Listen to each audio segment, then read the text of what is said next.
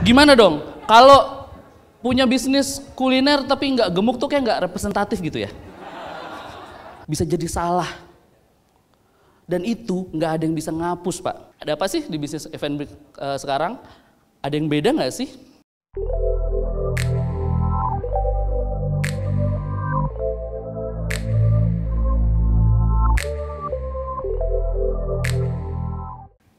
Next. Fakta, F&B yang laku saat ini ada 3 hal. Yang pertama, waktu promo franchise. Maksudnya apa sih? Pertama, waktu. F&B yang laku saat ini, Pak, yang memang mereknya itu sudah ada sebelum ada GoFood dan GrabFood. Mungkin dia 10 tahun, 15 tahun sebelum ada GrabFood, GoFood, sekarang lebih mudah jualannya karena sudah terbantu sama GoFood sama GrabFood. Dan karena jualannya sudah lama, berarti customer base-nya sudah banyak sampai akhirnya sekarang dimudahkan. Yang tadinya datang ke sana, sekarang pesan aja di GoFood sama GrabFood. Itu yang pertama. Dan itu udah pasti laku. Karena apa? Setiap daerah pasti punya lokal hero-nya masing-masing. Yang udah legend di daerah ini apa, yang legend di Jakarta apa, yang legend di Semarang apa, dan seterusnya. Itu udah nggak bisa digoyahin, udah sulit banget kalau mau dikejar. Karena dia memang sudah ada sebelum Borobudur mungkin. Ya udah lama, namanya legend kan. Legend kan bukan inbox dan dahsyat, mungkin udah lama kan gitu. Yang kedua, promo. Nah, ini adalah segmentasi paling besar. Promo itu adalah biasanya merchantnya bareng sama GoFood sama GrabFood. Tapi karena minimnya referensi, akhirnya mereka memutuskan untuk setiap hari promo. Setiap hari potong harga, setiap hari melakukan diskon, setiap hari buy one get one. Ini yang dilakukan sama di Surabaya. Ada chat time nggak sih? Ada. Apakah di sini ada hamba-hamba chat time? Iya. Itulah yang dilakukan sama chat time dan teman-temannya. Salah? Tidak. Tapi mau nggak mau harus ngejar quantity. Karena apa? Kalah di quality. Mereka nggak pede sama quality, mereka nggak mau ngelakuin branding dan segala macam sampai akhirnya udahlah supaya lebih jelas jual murah aja. Karena merasa bahwa yang murah adalah yang menang. Menurutku sih keliru. Karena kalau orang nyari makanan bukan nyari yang murah, yang enak pastinya. Bapak sama Ibu, kalaupun nanti mau running usaha, murah atau mahal itu relatif. Cuma jangan terlalu murahan. Karena apa? Bayangin deh, kalau misalnya kita jual produk A ya. Produk A, kita jual misalkan rata-rata sekarang yang laku 15.000. Terus karena kita bingung mau promosi dari mana, udahlah potong aja produknya jadi coret 10.000 jadi 15.000 jadi 10.000. Karena langsung bikin orang tertarik gitu. Iya tertarik, percayalah itu sesaat. Tertariknya itu karena penasaran. Tetap yang balik itu karena rasa, yang balik itu karena quality. Kecuali kalau Bapak sama Ibu senang banget rukonya atau tokonya didatengin sama ABG-ABG receh, nggak apa-apa. Itu nggak salah kok. Kan banyak kan sekarang ngeliat toko Gojeknya ngantri 60, Gojek. Transaksinya 15.000 buy one get one. Ya kan, ngantri Gojek 80, tapi sekali beli 9.500. Salah? Enggak, cuma mau nggak mau harus ngejar quantity.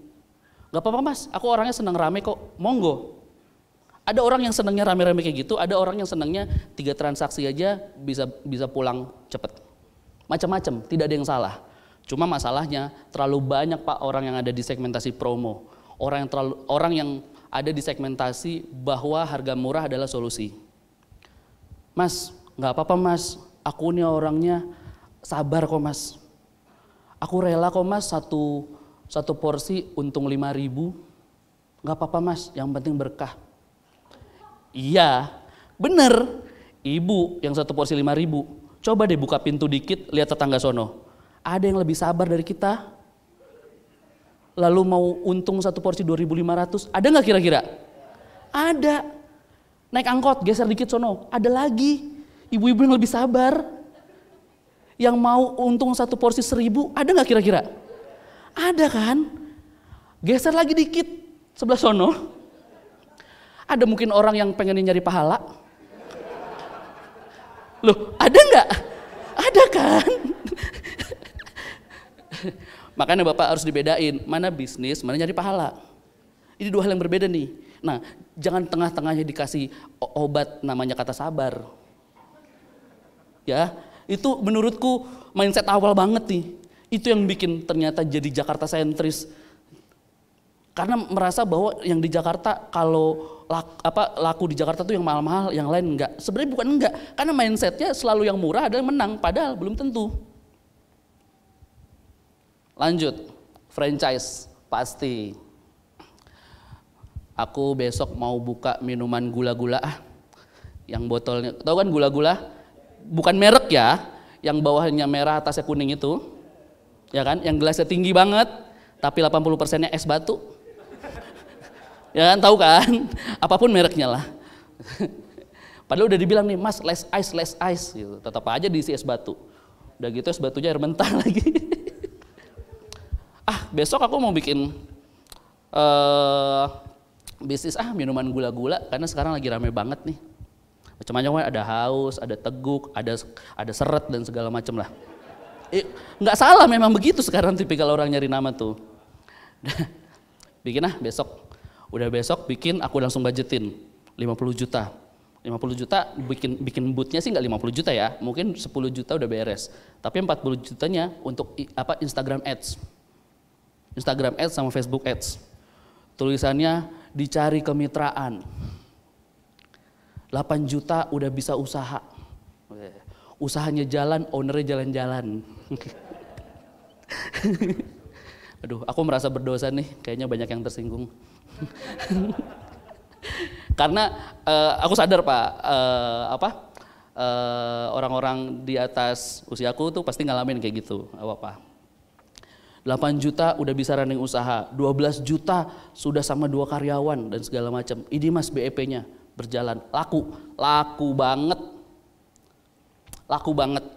Zaman sekarang franchise laku banget gak sih? Makin laku malah. Kalau dulu zamannya Baba Raffi apa segala macam itu udah laku banget, sekarang makin laku. Karena apa? Kalau dulu zamannya Baba Raffi, orang informasi nggak banyak tahu Pak. Taunya cuma dari satu pintu doang. Kalau sekarang udah kebuka semua di sosial media segala macam, udah nggak bisa difilter malah. Semuanya gampang, buka besok minuman A, B, C dan segala macam. Dan itu yang terjadi, dan itulah yang bikin marketnya gampang jenuh. Cepet banget ganti yang tadinya Thai tea sekarang jadi boba, ya nggak sih? Yang tadinya es mango itu, King Mango sekarang jadi apa? Yang tadinya es kepal Milo, apa kabar? Ada yang sudah punya mesinnya?